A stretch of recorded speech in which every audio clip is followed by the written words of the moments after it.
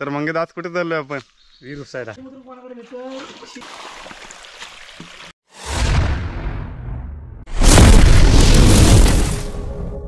नमस्कार मित्रांनो, सोजंका YouTube channel Konkan एक संगमेश्वर चॅनलमध्ये मित्रांनो सर्वांचं एकदा खूप खूप स्वागत आहे. तर मंडळी, आजचा नवीन ब्लॉग आहे. टायटल आणि थंबनेलवरती तुम्हाला माहितीच पडलं असेल की आज कुठे चाललोय ते. तर मंडळी पाठी पाहू शकता, पाठी मंगेदा येतोय. तर मंगेदा आज कुठे चाललोय आपण?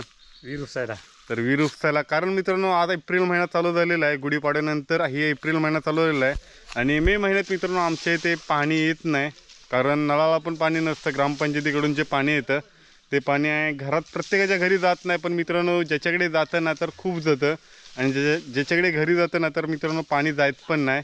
तर मग आमच्या इथे दोन विहिरी आहेत. एक ते पाठच्या साईडला खाली छोटी विहीर आहे, ती परवा उपसलेली आहे. आणि या साईडला मित्रांनो वरती एक मोठी विहीर आहे, ती मित्रांनो उपसायचे. कारण तिच्यामध्ये ही आंबे वगैरे आहेत तर ह्यांची पानं वगैरे पडलेले आहेत आणि त्याच्यावरती जाळी लावली होती. तरी पण आहे ना जे मासे वगैरे असतात ना ते आतमध्ये आहेत पाण्यामध्ये आणि वरतून पानं पडल्यानंतर पाणी खराब होतं. आणि तर पाहायला गेलं ना तर आपल्याला ही विहीर आहे ती होलीमध्येच उपसायची होती. कारण जे मुंबईतले चाकरमानी होते तेव्हा उपसायला पाहिजे होती. तर सर्व चाकरमानी जर एकत्र येऊन लवकर उपसून झाली असती. पण आता आहेत वाडीतील नेमकीच माणसं आहेत आणि त्यांच्यातून आपल्याला ही विहीर उपसायची. बघायला गेलं ना तर पाण्याचा कासेगावमध्ये पाण्याचा तुटवडा खूप आहे आणि प्रत्येक मग विहिरी साफ वगैरे केल्या जातात. आणि ते मग मे महिन्यापर्यंत म्हणजे असं बोलू ना, मे महिन्यानंतर जून महिन्यानंतर जो पाऊस येतो त्याच्यानंतर मग जे पाणी साचलं जातं. पण मंडळी आता आमच्या इथे म्हणजे एप्रिल महिन्यातच पाण्याचा तुटवडा पडलेला आहे आणि तो आपल्याला पाहायचा आहे. कारण मित्रांनो आज पोरं खूप मेहनत करतात आणि जे मुंबईतले चाकरमाने आले होते होलीमध्ये त्यांना पण माहिती पाहिजे होतं की आपल्याला मे महिन्यात पाणी नसतं जेव्हा मुंबईतून गावी येतात तेव्हा. पण ही सोय करायला पाहिजे होती. जर उपसून वगैरे ठेवलं असतं तर पाण्याचा साठा झाला असता. पण आपल्या यूट्यूबच्या माध्यमातून मित्रांनो खूप सारं सांगत असतो आणि आज आपल्याला पाहायला मिळतं आहे. तर माझ्याच वाडीतली जी विहीर आहे वरच्या साईडला आडाच्या इथे, तर आडच बोललं जातं आणि त्याच्यामुळेच आमच्या वाडीला नाव पडलं आहे आडावरची वाडी. तर आड उपसायचं आहे आणि तो मित्रांनो आपल्याला पाहायचं आहे. चॅनलला जर कोणी नवीन आला असेल तर चॅनलला एकदा खूप लाईक करा, खूप कमेंट करा कसा वाटला तो व्हिडिओ. आणि जर माझ्या चॅनलला जर व्हिडिओ पाहत असाल नवीनच तर चॅनलला सबस्क्राईब करा, लाईक करा, शेअर करा. तर मंडळी पाहू पुढे.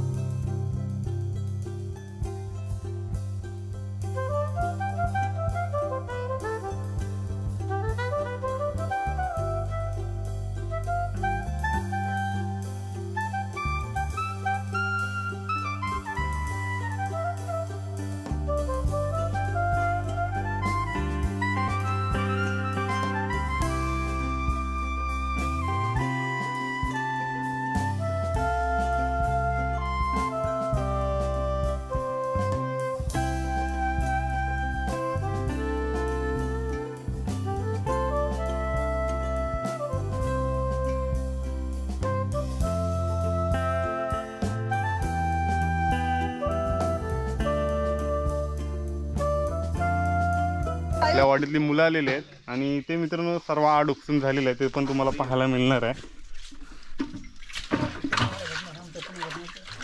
तर सर्व पाणी काढलेलं आहे आणि तरी पण झऱ्याचं पाणी येतं आहे. तर त्याच्या अगोदर ते धुतला जातो पुरा आणि जो गाळ वगैरे माती वगैरे असते ती सर्व बाहेर काढतो आम्ही आणि मग ते पाहायला मिळणार आहेत. आणि जर मित्रांनो हा जर आड बोललात ना तर इथं देवाचा आड म्हणून बोललं जातं, कारण इथे मित्रांनो आड उपसून झाला की नारळ वगैरे दिलं जातो आणि त्याच्यानंतरच पाणी मग काढलं जातं, नाही तर मग काढत नाही. जर नारळ नाही दिलं तर पाणी काढत नाहीत, कारण ही प्रथाच आहे पहिल्यापासून आणि ती प्रथा आज पाहायला मिळते. कारण मित्रांनो ह्याच्या पुढे ही प्रथा राहिली पाहिजे, याच्यासाठी हे आपले व्हिडिओ असतात.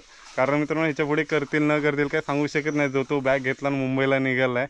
आणि आता पण मित्रांनो हेच पाहायला मिळतं आहे की मुंबईतले चाकरमानी तर पाहायला नाही मिळत आहेत, पण आपल्याला आज हे आपले वाडीतली मुलं जी गावाला राहिलेली आहेत, म्हणजे गावामध्ये जे कॉलेज वगैरे करतात तीच मुलं आता इथे आपल्याला स्वच्छ करताना इथे पाहायला मिळत आहेत.